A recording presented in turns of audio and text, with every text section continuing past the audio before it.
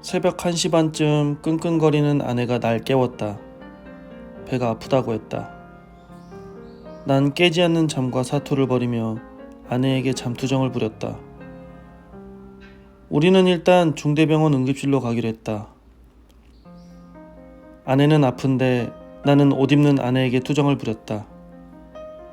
중대에 도착해서 병상에 누워 고통스러워하는 아내를 보며 내 나름대로 원인을 추측하고 있었다. 단백뇨가 검출되었다는 얘기에 우리는 아산병원 산부인과 응급실로 가기로 했다. 그 순간에도 나는 내일 뭐 할 것인가에 대해 고민만 하고 있었다. 새벽 4시 아산병원에 도착했다. 아내는 먼저 올라가고 나는 주차를 한 후 핸드폰을 보며 아무도 없는 대기실에 혼자 앉아 별일 없이 나올 아내를 기다리고 있었다.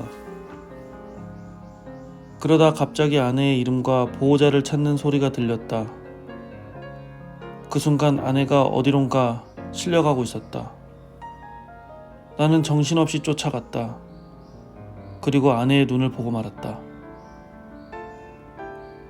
간호사들이 뭐라고 하는데 정신 차리니 나는 어디인가 사인을 하고 있었다. 6층 복도에서 대기하라는 말을 나는 간신히 알아들었다. 아무도 없는 6층 복도를 하염없이 울면서 걸었다. 뭐가 잘못된 것일까? 언제부터 이랬던 것일까? 내 아내는 어떻게 되는 걸까? 5만 가지 생각 속에 과거를 복기해 보았다. 몇 시간이 지났을까? 내 아이가 투명한 박스에 실린 채 3명의 흰 가운을 입은 사람들에게 둘러싸인 채 서둘러 내 앞을 지나갔다. 볼 수 없었다. 초록색 천만 간신히 보였다. 나는 계속 울었다. 우는 일 말곤 할 수 있는 일이 아무것도 없었다. 의사 선생님이 나와서 아내는 수술 시간이 더 필요하고 회복하고 나오려면 2시간은 더 있어야 한다고 말했다. 아내는 살았구나. 다행이다. 역시 우는 것 말곤 할 게 없었다. 오전 7시가 되어서야 아내가 올라왔다. 진통제와 마취로 몽롱한 얼굴을 하는 아내 옆에서 하염없이 울었다. 이렇게 아내가 보고 싶고 그리웠던 적이 또 있었던가. 더 있고 싶었지만 수술 뒤 특별 면회는 너무나 짧았다. 아내는 수술이 잘 되었고 다행히 출혈도 적어서 수혈까지도 필요 없었다. 1시에는 아이를 만나러 가기로 했다. 새벽에 아내가 수술을 받고 있을 때 그제서야 정신이 들어 부모님께 전화했다. 한 걸음에 달려오신 부모님을 보고 눈물이 또 터졌다. 1시가 되어 손을 씻고 가운을 입고 마스크를 쓰고 신생아 중환자실에 들어갔다. 아이 위치가 적힌 판을 보니 내 아이의 위치가 제일 안쪽이다. 한 걸음 떼기가 어려웠다. 습기 가득한 아크릴 넘어 누워있는 아기가 내 아이였다.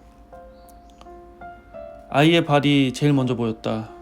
그리고 손 위에 무수한 관들, 덜컹거리며 뛰는 심장, 눈 위를 가린 밴드, 손톱보다 작은 입속에 들어간 인공호흡관, 560g, 내가 들고 있는 카메라보다 가벼웠다.